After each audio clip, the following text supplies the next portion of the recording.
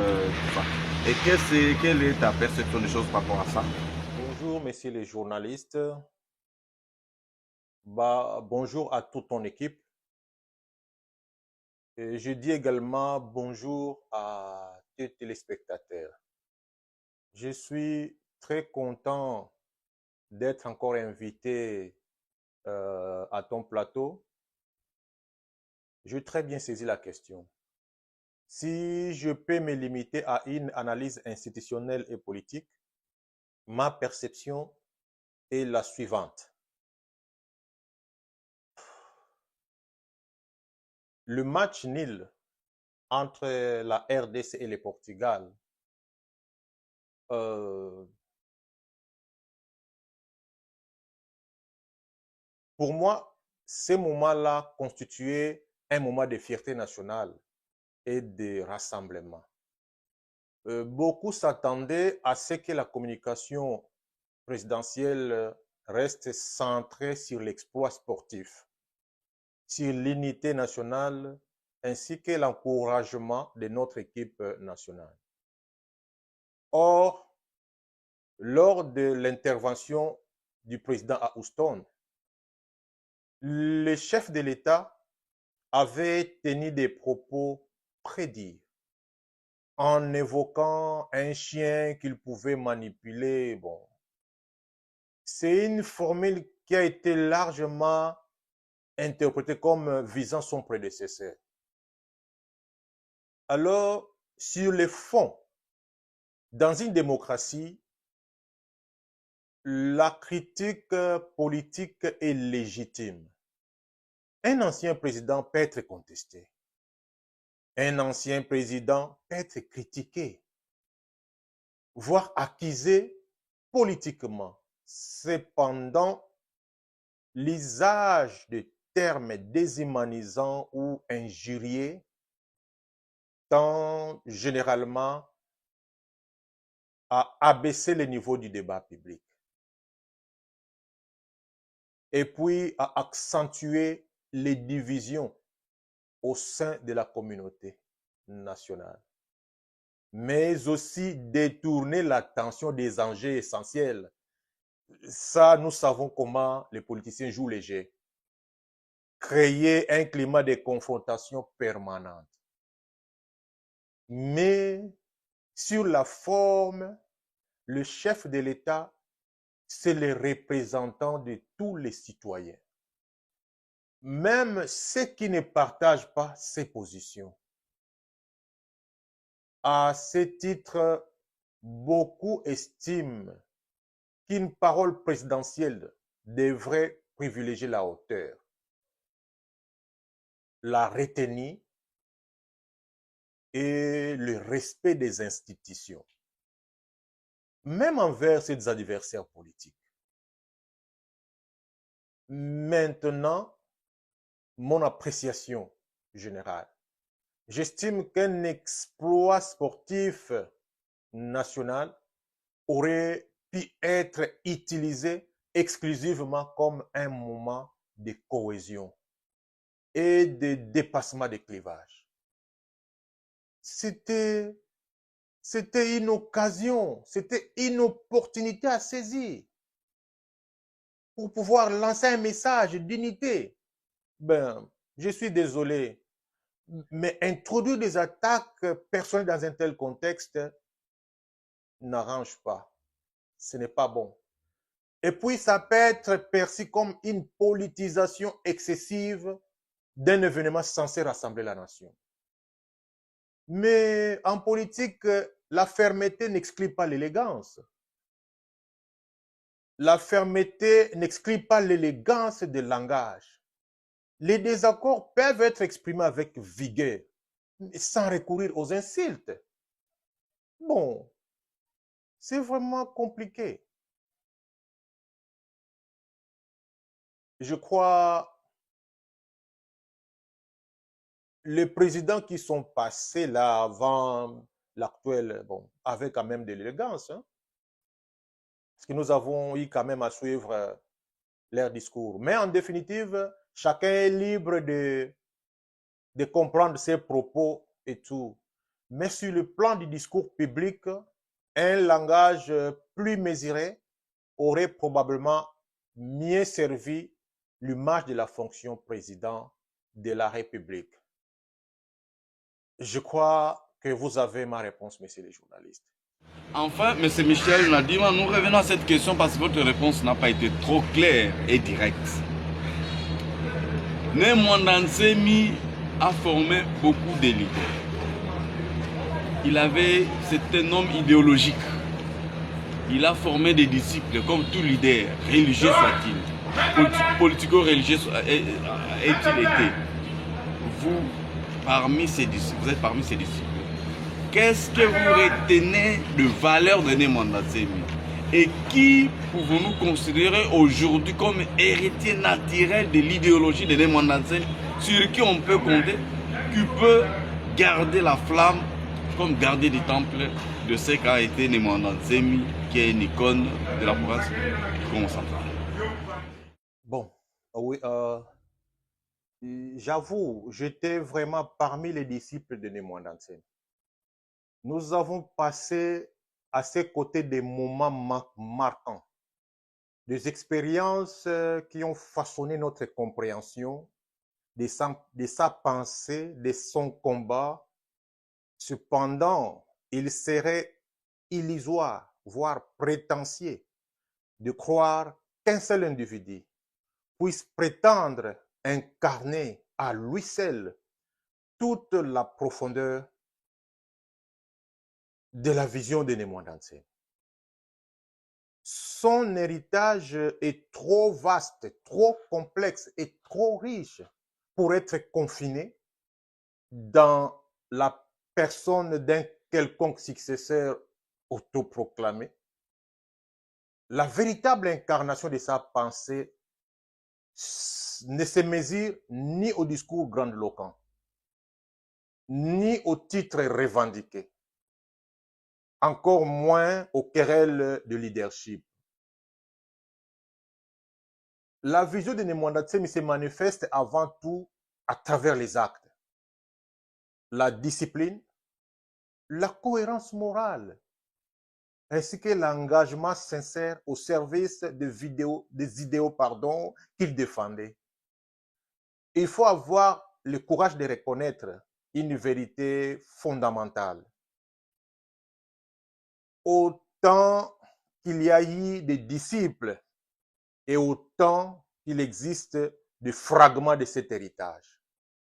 Chacun a réussi une part de l'enseignement. Chacun a assimilé certaines leçons avec plus ou moins de profondeur.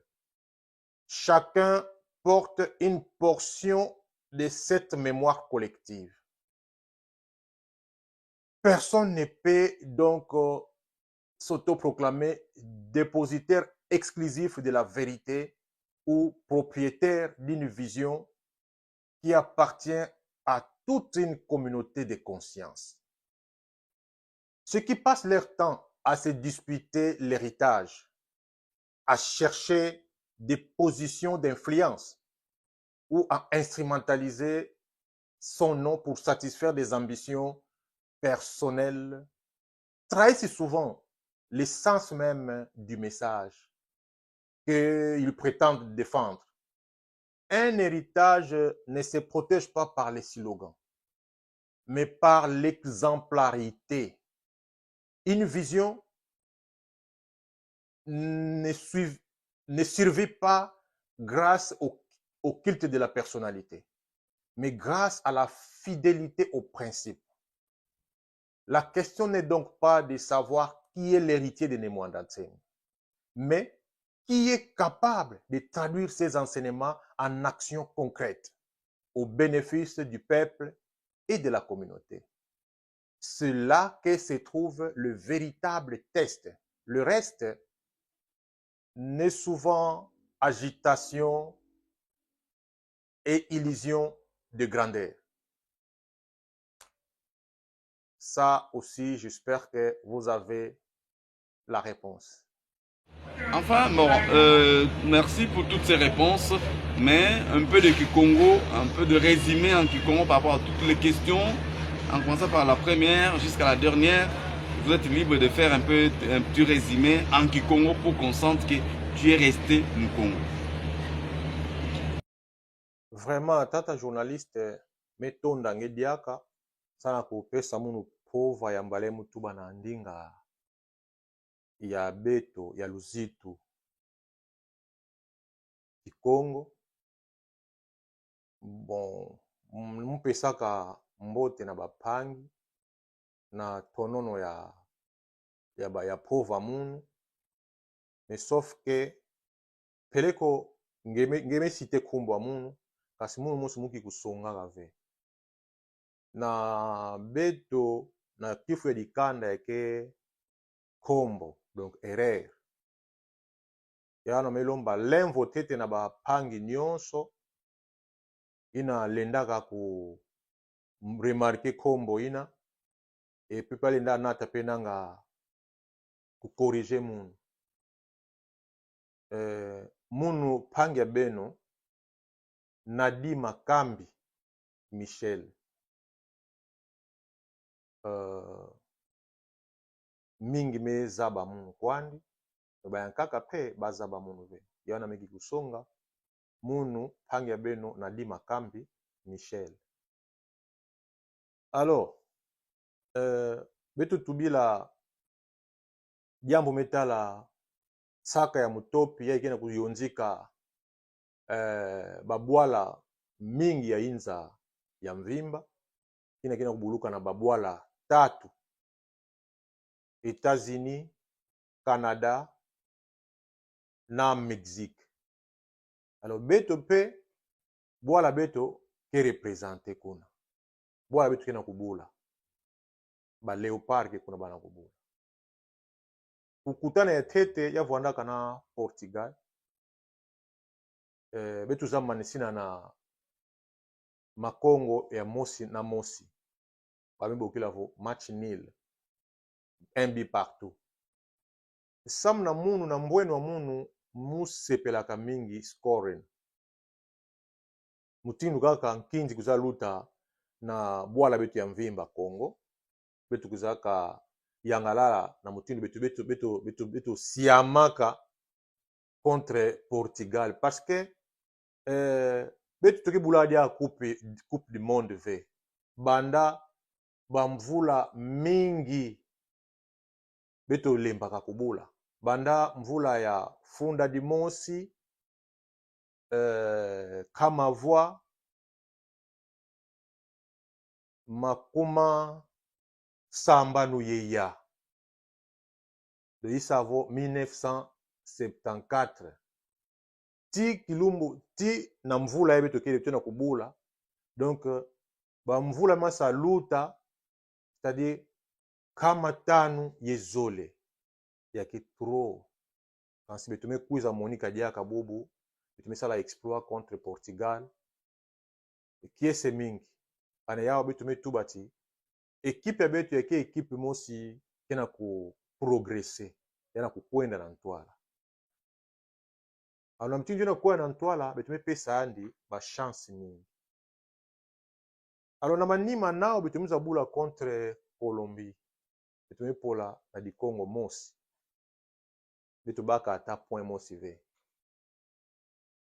kansi échec ina munu me fistige yao ve donc me pesa vraiment kombo mingi ve na ba léopard ya betu bami monisa quand même bake capable parce que di Congo ine kuza kota na presque ba tsuka ya match kasi tonono nyonso ekipe betu vandaka trengolo na yao muna ku budila maboko na gardien ya beto Lionel Pasi ina me monisa ti ekipe ke ya mbote défense ke ya mbote attaque pe ke ya mbote na yao melomba ba léopard ba lebaka na ve batatamana kumonisa ngolo abakadi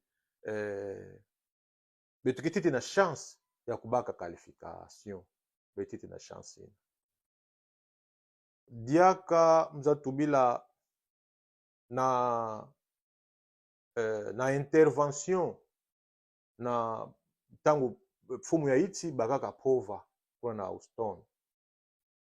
Pova mfumu wa iti bakaka ya yangilika batu mingi ve. Samna nini?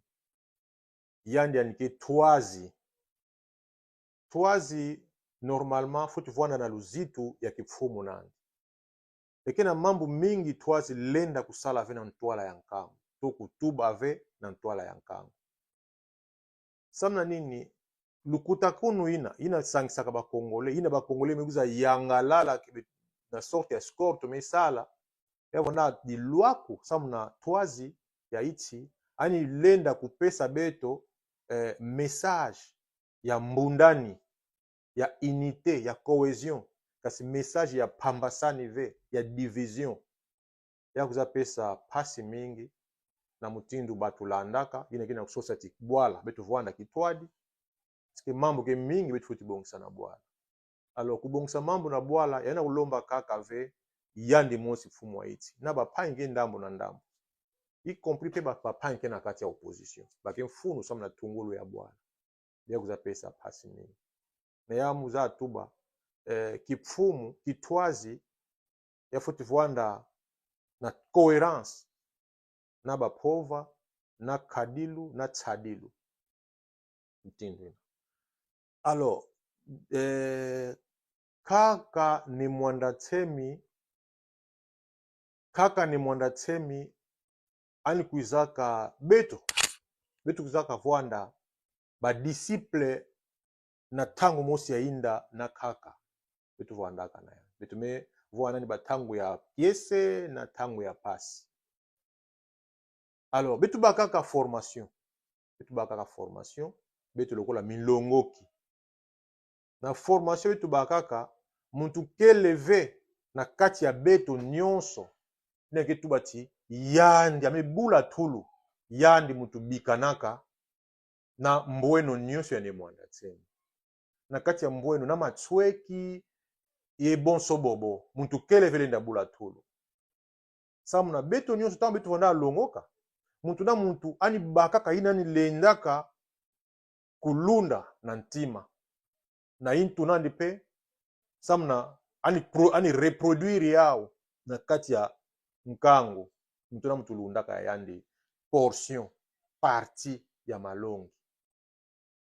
Donc me insister mutu kele vile ndabula tulu yandi wana yake wana ndiambu ya lunangu kena kusala yandi ou bien ani sosa ku tula beno na poche nandi parce que anke lenda ku reproduire ve mbweno nyonso vision nyonso ya kaka anke lenda ve yake kilo mingi ya me concerner toute la communauté. Donc il faudrait que voir dans les mandats tsemi samna kulenda kunata kilo ya modele ina. Alors betume tubila diaka mambo ya Fonarev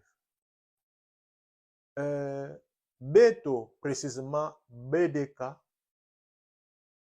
pe bundu dia mayala betuke ba victime ya ba atrocité ina ba me vonda beto mingi na kati ya bwala beto Congo ba dégâts matériels na ba choc ina kutu bayankaka tibubu yai bayankaka bana ku résister pa choc na bayankaka peke na kubika beto toujours sam na cause ina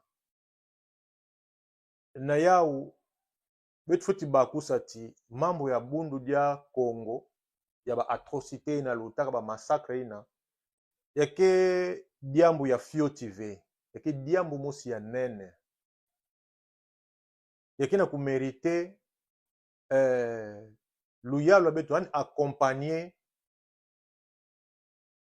beto samna kulanda sala vraiment suivi ya ba commanditaire parce que na tango mosi lutaka yake na groupe ou bien organisation mosi telemaka samna kulanda ba commanditaire ya ba massacre na ya bundu ya Congo ya ba atrocité ya bundu ya Congo. Malheureusement ba mbuta ina ba kuza vonda ba sambe tulenda kusite bao bakumbu kifanusu mbuta Shebeya Floribert Shebeya na mbuta Fidel Bazana bakwizaka vondwa samuna misamu ya metadila bundu dia Kongo. Donc yaso na tuba eke misamu ya Fio TV misamu mosi ke kilo mingi e yao na kuvwanda kilo mingi tomelomba l'état congolais anlenda ku accompagner bundu dia Kongo pe bundu dia mayala na ba victime nyonso ina kuza baka bisumbula na periode ina kuzaka kufwa na tangu ina yana betena kulomba na Fonareve yeah. Alors, je crois que c'est par ici, maintenant on peut conclure, hein. Ça c'était le résumé, et une petite conclusion en français pour que nous puissions nous séparer avec vous, Monsieur Nadim Michel. S'il y a un point que vous avez oublié, vous pouvez profiter de cette conclusion pour nous le dire. À vous la parole. Pour conclure, je lance un appel solennel aux élites Congo afin qu'elles deviennent véritablement des remparts et l'espérance sur lesquelles notre peuple peut compter. Les résultats observés jusqu'à présent demeurent malheureusement très en deçà des attentes et des immenses potentialités dont possède notre province. J'invite également la jeunesse à ne jamais renier sa culture, ni son héritage. La renaissance d'un peuple ne peut se construire dans l'amnésie de son identité. Bien au contraire, la culture Congo n'est nullement un frein au développement. Là, j'ai toujours insisté parce que vous savez, messieurs les journalistes, la culture, c'est une mine d'or. Il suffit d'y piocher pour découvrir ce qui est caché dedans. La culture constitue un levier puissant, capable pour stimuler les progrès, pour stimuler l'innovation et la cohésion sociale. Cependant, cette renaissance ne sera possible qu'à travers une véritable prise de conscience, une prise de conscience collective, portée avant tout entre les élites politiques, les élites économiques, les élites intellectuelles et culturelles. C'est l'élite qui a le devoir historique de dépasser les intérêts égoïstes personnels pour se mettre au service de la communauté. C'est toujours l'élite qui a le devoir de reconstruire l'unité communautaire. Et bon, et le développement durable d'une société. C'est toujours l'élite qui a ses devoirs. Bon, l'avenir du Congo ne dépend pas seulement des ressources dont il dispose, mais surtout la capacité de ses filles et ses fils à s'unir autour d'une vision commune. Nous avons perdu, je dirais, l'essence qu'on avait autrefois. Bon, celui d'unité, de respect et tant d'autres valeurs que nous avons perdues. Donc, il nous faut une vision commune, fondée sur la responsabilité, sur la dignité et la valorisation de notre patrimoine culturel. Je crois que je vais stopper par là, mais toutefois, je remercie ton émission, je remercie les téléspectateurs, je remercie toute l'équipe qui a travaillé avec toi dans cette émission. Alors, j'ai été vraiment très honoré d'être ici, je dirais, chez toi, donc dans ton émission. Et je reste bien disposé pour les prochaines émissions que tu auras à organiser. Merci beaucoup et au revoir.